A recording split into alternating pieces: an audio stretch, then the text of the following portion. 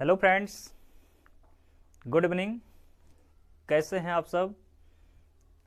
आज हम लोग यूट्यूब पर काफ़ी दिनों के बाद मुलाकात कर रहे हैं। तो जैसा कि आज हम लोग इस वीडियो में वॉइस को पढ़ेंगे। तो वॉइस को लेकर के बहुत से बच्चे मुझे कॉल कर रहे थे। तो आज हम लोग देखेंगे वॉइस से संबंधित जितनी भी आप लोगों की समस्या है, प्रॉब्लम है, उसको आज देखते हैं। तो आइए चलते हैं हम लोग आज। जैसा कि यहाँ पर हमने वॉइस दिया। वॉइस आप लोग जानते हैं कितने प्रकार के होते हैं। वॉइस का मतलब हिंदी में होता है वाच्य। ये कितने प्रकार के होते हैं? वॉइस दो प्रकार का होता है। पहला है आपका एक्टिव वॉइस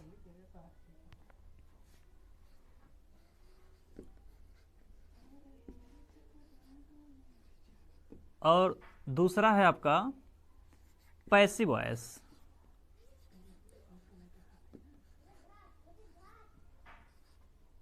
पैसिव वॉइस ये दो हैं आपके।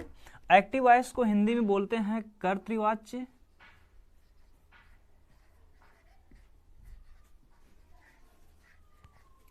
और पैसिव वॉइस को बोलते हैं हिंदी में कर्मवाच्य।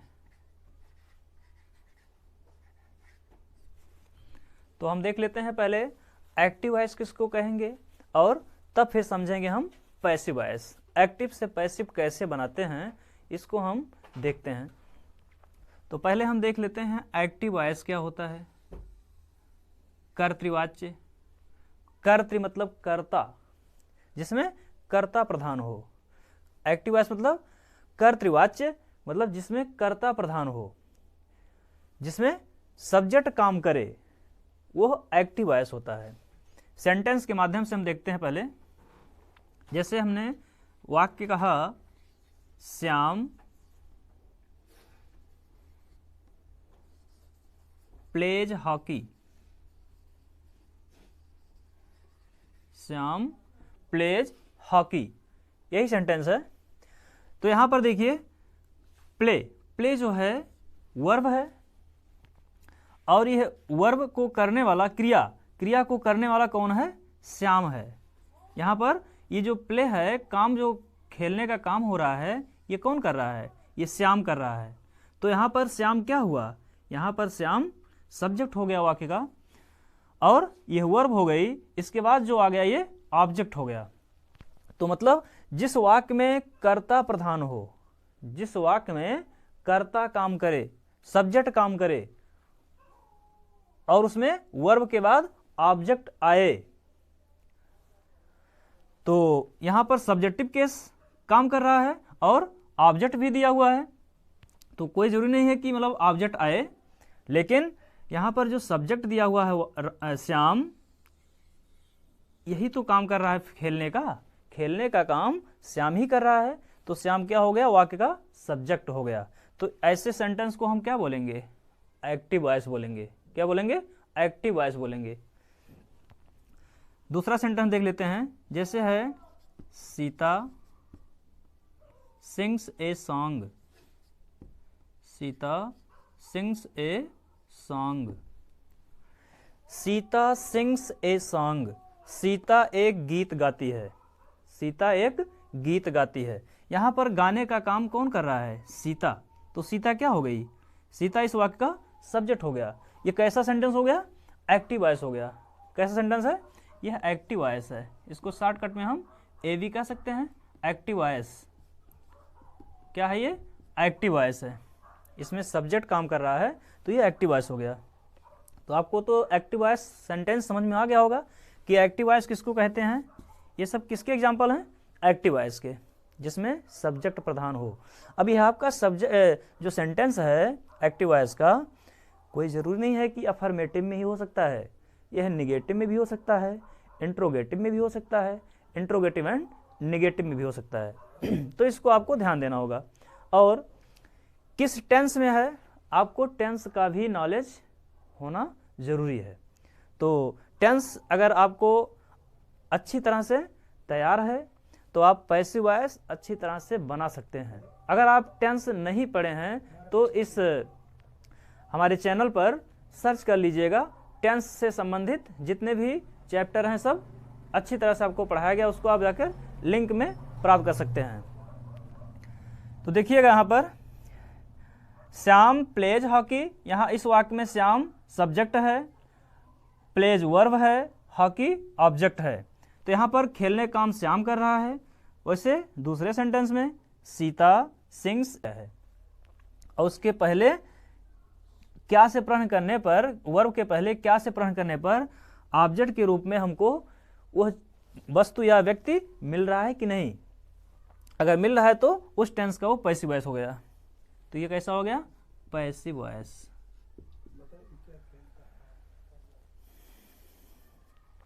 तो आप लोग एक्टिव और पैसिव में अंतर समझ गए होंगे।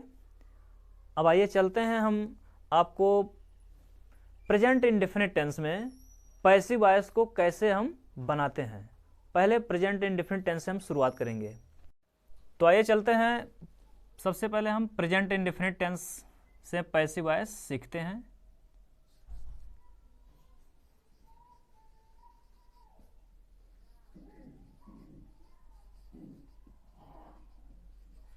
Present indefinite tense,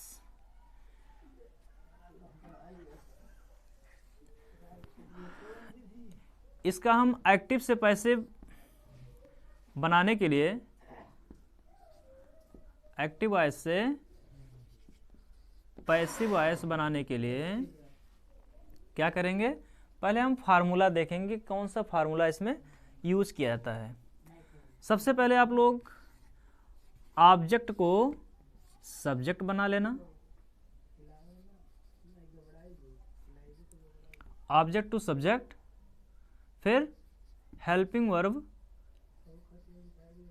is, am, are, फिर जो वर्ब होगा उसका थर्ड फॉर्म। अगर कोई अदर वर्ड भी है सेंटेंस में तो अदर वर्ड लिखकर बाई का प्रयोग करेंगे। फिर सब्जेक्ट को ऑब्जेक्ट के रूप में, सब्जेक्ट को ऑब्जेक्ट के रूप में यूज करेंगे। फार्मूला फिर से देख लीजिएगा। दिए गए वाक्य में जो आपका ऑब्जेक्ट होगा उसको सब्जेक्ट बनाएंगे, फिर सब्जेक्ट के अनुसार helping verb is, am, are का प्रयोग करेंगे। एक वचन होगा तो इज, एम, आई होगा तो एम, प्लूरल होगा तो आर। इसके बाद मेन वर्ब का थर्ड फॉर्म, और कोई शब्द दिए गए हैं वाक्य में तो उसको भी लिखेंगे वर्ब के बगल, फिर बाई लगाकर सब्जेक्ट को ऑब्जेक्ट बना देंगे। ये आपका हो गया फार्मूला पैसिव वॉइस का। प्रेजेंट इंडेफिनिट टेंस में पैसिव वॉइस का ये फार्मूला है, मतलब एक्टिव वॉइस से पैसिव वॉइस बनाने के लिए। तो हम इसको देख लेते हैं एग्जाम्पल के माध्यम से। जैसे आपका सेंटेंस है, हाँ एक चीज़ और आपको हम थोड़ा सा बताना चाहेंगे। इसको हम अपने इस चैनल पर वो वीडियो अपलोड कर चुके हैं, उसको आप जाकर देख सकते हैं। पूरा हम चार्ट बना दिए हैं, सब्जेक्ट को ऑब्जेक्ट बनाना, उसका पॉजिटिव सब कुछ बनाए हैं, और उसको आप जाकर देख लीजिएगा। नीचे डिस्क्रिप्शन में आपको लिंक दे दिया जाएगा। तो जैसे आपका सब्जेक्ट है आई, इसका ऑब्जेक्ट आपको पता होना चाहिए। आई का ऑब्जेक्ट क्या होता है, मी। वी का ऑब्जेक्ट क्या होता है, अस। यू का ऑब्जेक्ट क्या होता है, यू। दे का ऑब्जेक्ट क्या होता है, देम। ही का ऑब्जेक्ट क्या होता है, हिम। सी का ऑब्जेक्ट क्या होता है, हर। आई, वी, यू, दे, ही, सी। मान लिया कहीं सब्जेक्ट आपका इट आ गया तो इट का ऑब्जेक्ट इट ही होगा। तो ये आपको आना जरूरी है। जब आप सब्जेक्ट को ऑब्जेक्ट बनाना सीख जाएंगे तो आपका सेंटेंस गलत नहीं होगा। देखिएगा, अगर कहीं पर ही के स्थान पर कहीं मान लिया बॉय लिखा है, बॉय, तो क्या करोगे, सब्जेक्ट के रूप में कहीं बॉय लिखा है तो बॉय का ऑब्जेक्ट बॉय ही रहेगा। गर्ल लिखा है तो गर्ल का ऑब्जेक्ट गर्ल ही रहेगा। बॉयज लिखा है तो बॉयज ही होगा। गर्ल्स लिखा है तो गर्ल्स ही होगा। इस तरह से आप ऑब्जेक्ट का प्रयोग करेंगे। तो आइए देखते हैं पहला सेंटेंस एग्जाम्पल के माध्यम से समझते हैं कैसे बनाएंगे हम। जैसे आपका सेंटेंस है सी ओपन्स हर डोर, यही सेंटेंस है। सी ओपन्स हर डोर, वह अपना दरवाजा खोलती है। ये कैसा सेंटेंस है? एक्टिव वॉइस है। एक्टिव वॉइस किस टेंस में है? प्रेजेंट इंडेफिनिट टेंस में। कैसे हम पहचान करेंगे? सब्जेक्ट के बाद वर्ब का देखेंगे कौन सा फॉर्म यूज है। सब्जेक्ट के बाद वर्ब का फर्स्ट फॉर्म प्रयोग किया गया है, तो इसको कौन सा टेंस बोलेंगे? Present indefinite tense. सब्जेक्ट के बाद वर्ब का फर्स्ट फॉर्म प्रयोग किया गया है, तो यह प्रेजेंट इंडेफिनिट टेंस है। हाँ, अगर सब्जेक्ट एक वचन होता है तो उसके बाद क्रिया भी एक वचन की होनी चाहिए। अब प्रेजेंट इंडेफिनिट टेंस के एक्टिव वॉइस में अफर्मेटिव में हेल्पिंग वर्ब का प्रयोग होता नहीं है। तब सब्जेक्ट के बाद वर्ब का फर्स्ट फॉर्म प्रयोग रहता है। तो आप लोगों को हम टेंस वाले चैप्टर में ये पढ़ा चुके हैं कि जितनी भी क्रियाएं होती हैं सब क्या होती हैं? प्लूरल फॉर्म में होती हैं। क्या होती हैं? प्लूरल फॉर्म में होती हैं। तो उनको हम सिंगुलर बनाने के लिए उसमें यस या ईएस जोड़ते हैं। यस या ईएस जोड़ते हैं, ये सिंगुलर हो गया। तो आप यहाँ से समझ सकते हैं कि अगर सब्जेक्ट हमारा एक वचन है तो क्रिया भी एक वचन की आनी चाहिए, क्योंकि जितनी क्रियाएं होती हैं सब बहुवचन होती हैं। उनको एक वचन बनाने के लिए उसमें हम यस या ईएस का प्रयोग करते हैं। यस या ईएस जोड़कर उसको सिंगुलर बनाते हैं। क्या बनाते हैं? सिंगुलर बनाते हैं। तो ये तो हम टेंस की बात कर रहे थे। अब हम इसका पैसिव बनाना कैसे सीखेंगे, कैसे बनाएंगे। यहाँ पर दिया गया जो आपका फार्मूला है उसी पर हम इस सेंटेंस को रखेंगे। कैसे? जो यहाँ पर ओपन वर्ब है उसके बगल क्या दिया हुआ है? हर डोर। मान लिया हमको ऑब्जेक्ट नहीं पता है तो हम यही क्रिया से प्रश्न कर लेंगे। सी ओपन्स, वह खोलती है, तो क्या खोलती है? जैसा इसके पहले आप लोगों को बताया जा चुका कि एक्टिव वॉइस में सब्जेक्ट का पता कैसे लगाएंगे और पैसिव वॉइस में सब्जेक्ट का पता कैसे लगाएंगे। तो यहाँ क्रिया से पहले क्या से प्रश्न कर लीजिए। खोलती है तो क्या खोलती है? दरवाजा। किसका? अपना। तो यह वर्ब के बगल आपका ऑब्जेक्ट दिया गया है। वर्ब के बगल ऑब्जेक्ट होता है तो ऑब्जेक्ट को सब्जेक्ट के रूप में लिखेंगे। किस रूप में लिखेंगे? सब्जेक्ट के रूप में। जो यहाँ फार्मूला कह रहा है कि ऑब्जेक्ट को सब्जेक्ट बनाइए, तो ऑब्जेक्ट को सब्जेक्ट बनाएंगे। हर डोर, ये क्या हो गया? ऑब्जेक्ट का सब्जेक्ट के रूप में प्रयोग कर दिए। अब यह एक वचन है कि बहुवचन है? हर डोर, उसका दरवाजा, एक वचन है, सिंगुलर है, तो हेल्पिंग वर्ब इज आएगा। हर डोर इज। फिर क्या है? वर्ब का थर्ड फॉर्म है। ये जो दिया गया वर्ब है इसका थर्ड फॉर्म लिखेंगे। Open, opened, opened. Her door is opened, ये हो गया। हर डोर इज ओपेंड। अब बाय का प्रयोग करेंगे। देखिए वर्ब का थर्ड फॉर्म हो गया अदर वर्ड। सेंटेंस में कोई अन्य शब्द नहीं दिया हुआ है तो हम बाय का प्रयोग करेंगे। अब बाय। फिर क्या दिया गया है? सब्जेक्ट को ऑब्जेक्ट के रूप में। जो हमारा सब्जेक्ट है इसका ऑब्जेक्ट बनाएंगे। सी का ऑब्जेक्ट हर हो जाएगा। ये आपका क्या बन गया? ये आपका पैसिव वॉइस बन गया। ये आपका पैसिव वॉइस बन गया। अब देखिएगा एक सेंटेंस और। दे डू नॉट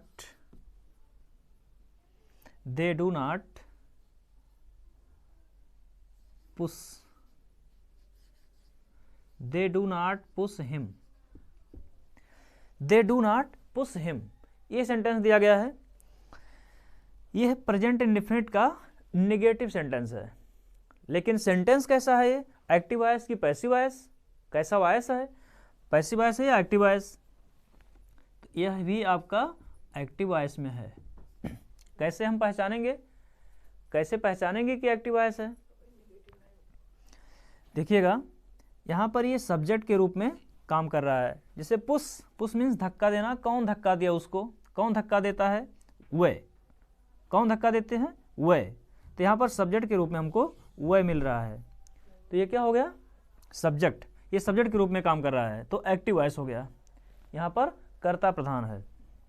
अब देखिएगा, अब यहाँ पर हम ऑब्जेक्ट को पता करेंगे, कहाँ है ऑब्जेक्ट, तो क्रिया से पहले कौन क्या से प्रण कर लीजिए, दे डू नॉट पुश, वह धक्का नहीं देते हैं, किसको, उसको, क्या किसे, किसको से, क्या से प्रण किए, उत्तर नहीं मिला, किसे से प्रण कीजिए, किसे धक्का देते हैं, उसे, किसको धक्का देते हैं, उसको, तो ऑब्जेक्ट के रूप में हमको हिम मिल रहा है, इसको सब्जेक्ट बनाएंगे, हिम का सब्जेक्ट ही होगा, ही। अब देखिए ये हमारा दिया गया सेंटेंस नेगेटिव में है, अब इसका हम जब पैसिव बनाएंगे तो पैसिव में भी नॉट का प्रयोग करेंगे। यहाँ पर देखिए एक्टिव वॉइस में डू नॉट लगा था, तो पैसिव वॉइस में डू नॉट का प्रयोग नहीं करना हमको। हम जानते हैं कि प्रेजेंट इंडेफिनिट टेंस है, तो प्रेजेंट इंडेफिनिट टेंस के पैसिव वॉइस में helping verb is, am, are आता है। तो यहाँ पर जो सब्जेक्ट ऑब्जेक्ट है, यहाँ पर सब्जेक्ट के रूप में लिखे, एक वचन है तो इज आएगा पैसिव वॉइस में, इज। यहाँ नॉट है तो यहाँ भी नॉट आएगा, ये एक्टिव वॉइस की हेल्पिंग वर्ब है, ये पैसिव वॉइस की हेल्पिंग वर्ब है। नॉट वर्ब का थर्ड फॉर्म, पुश्ड। देखिए ऑब्जेक्ट को सब्जेक्ट, ऑब्जेक्ट को सब्जेक्ट, हेल्पिंग वर्ब, नॉट दिया, नॉट लगाए, फिर वर्ब का थर्ड फॉर्म, वर्ब का थर्ड फॉर्म, फिर अदर वर्ड इसमें कोई नहीं दिया है, फिर बाई लगाइए, बाई। सब्जेक्ट को ऑब्जेक्ट के रूप में, यहाँ पर सब्जेक्ट है, इसको ऑब्जेक्ट बना दीजिए, दे का ऑब्जेक्ट देम होगा। तो प्यारे स्टूडेंट्स, ये आपको अच्छी तरह से समझ में आ रहा होगा। वीडियो आपको अच्छी लग रही हो तो लाइक और शेयर करना मत भूलिएगा। चैनल पर नए हैं तो सब्सक्राइब भी कर लीजिए। और अब और एग्जाम्पल की तरफ हम बढ़ते हैं थोड़ा, इसको आप नोट डाउन कर लीजिए, स्क्रीनशॉट भी ले सकते हैं। देखिएगा एक दो एग्जाम्पल और बताते हैं आपको।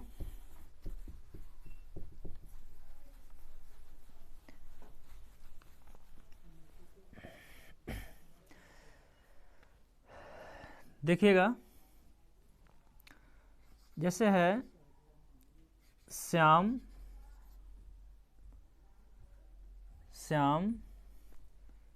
Gifts, Shyam gifts him a pen, Shyam gifts him a pen, Shyam उसको एक कलम देता है।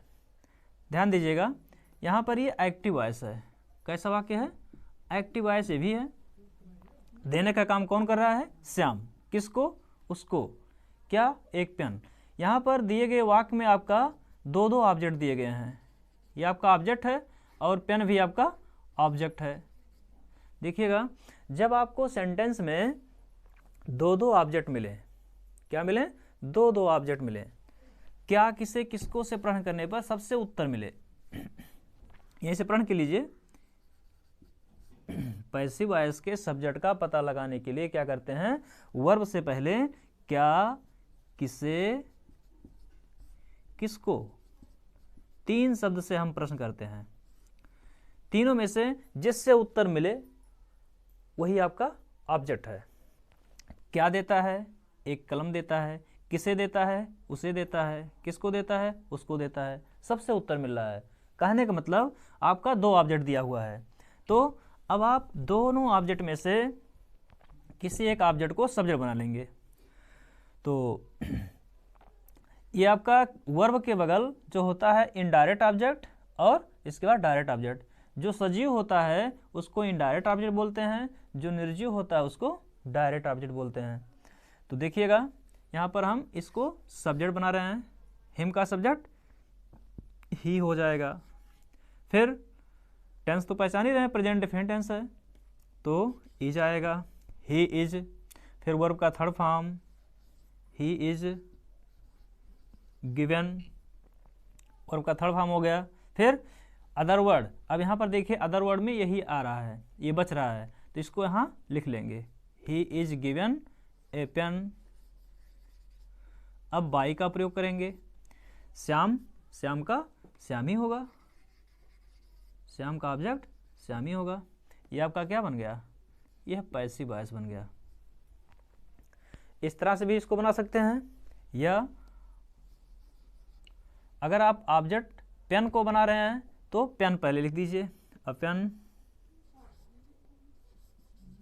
पेन इज, फिर वर्ब का थर्ड फॉर्म गिवन। अब देखिएगा आपको थोड़ा सा ध्यान देना है, अगर आपको सजीव और निर्जीव दोनों ऑब्जेक्ट दिए गए हैं वाक्य में, तो अगर आप निर्जीव ऑब्जेक्ट को सब्जेक्ट बना रहे हैं तो सजीव ऑब्जेक्ट जब आप वर्ब के बगल लिखेंगे तो उसके पहले आपको एक प्रीपोजिशन टू का प्रयोग करना होगा, टू हिम, फिर बाकी प्रक्रिया वही रहेगी सब, Shyam. A pen is given to him by Shyam. इसको आप नोट कर लीजिए। इसके बाद एक सेंटेंस और आपको एक दो सेंटेंस बता देते हैं, इंट्रोगेटिव का अगर मिल जाता है तो उसको कैसे बनाएंगे। वैसे वीडियो तो बहुत बड़ी हो जा रही होगी, लेकिन कोई बात नहीं, आपको आने से मतलब है, वीडियो बड़ी हो या छोटी हो उससे मतलब नहीं, आपको आना चाहिए।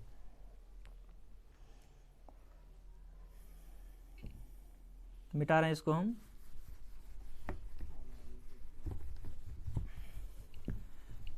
देखिएगा एक सेंटेंस और इंट्रोगेटिव का देख लीजिए। फार्मूला सब यही है, अंतर क्या है, अगर आपका हेल्पिंग वर्ब से वाक्य स्टार्ट है तो इन्हीं हेल्पिंग वर्ब को पहले यूज कर लीजिएगा। अगर क्वेश्चनिंग वर्ड दिया हुआ है तो क्वेश्चनिंग वर्ड जैसे आप यूज करते हैं, अभी हम बता रहे हैं, देखिएगा एग्जाम्पल के माध्यम से। जैसे अब फार्मूला बार बार यूज करना अच्छी बात नहीं है, यही सब चीज़ है, इन्हीं को आगे पीछे हमको करना है। देखिएगा जैसे सेंटेंस आपका do they help the poor, do they help the poor, यही सेंटेंस है। हेल्पिंग वर्ब डू लिखा हुआ है पहले, सब्जेक्ट, इसके बाद वर्ब, फिर ऑब्जेक्ट। यहाँ पर देखिएगा पुअर, द पुअर यहाँ पर प्लूरल है, तो इसके अनुसार हम पहले पैसिव वॉइस की हेल्पिंग वर्ब यूज कर लेंगे। ये आपका एक्टिव वॉइस है ना, एक्टिव वॉइस में डू डज लगा होता है, पैसिव वॉइस में इज आई एम आर आएगा। पहले हेल्पिंग वर्ब लिखा हुआ है तो पहले हेल्पिंग वर्ब लिख लेंगे, किसके अनुसार, दिए गए ऑब्जेक्ट के अनुसार। द पुअर यहाँ पर जो लिखा हुआ है ये प्लूरल है, तो उसके अनुसार आएगा आर। क्यों प्लूरल है, यहाँ आप लोग समझ रहे होंगे कि पुअर्स क्यों नहीं लिखा है, इसलिए सिंगुलर होना चाहिए, नहीं। अगर पुअर का प्लूरल बनाया जाता है उसके पहले आर्टिकल द लगा देते हैं। देखिएगा तो क्या कह रहा है, do they help the poor, क्या वे गरीबों की मदद करते हैं, क्या वे गरीबों की मदद करते हैं, तो ये प्लूरल है। तो आर द पुअर, इसके बाद वर्ब का थर्ड फॉर्म हेल्प्ड, फिर बाई का प्रयोग करेंगे, सब्जेक्ट को ऑब्जेक्ट बना देंगे, दे का देम क्वेश्चन मार्क, ये आपका क्या बन गया, ये पैसिव वॉइस बन गया। अगर हेल्पिंग वर्ब के स्थान पर आपका क्वेश्चनिंग वर्ड दिया हो तब जैसे ये बना है वैसे वो भी बनेगा। जैसे देखिएगा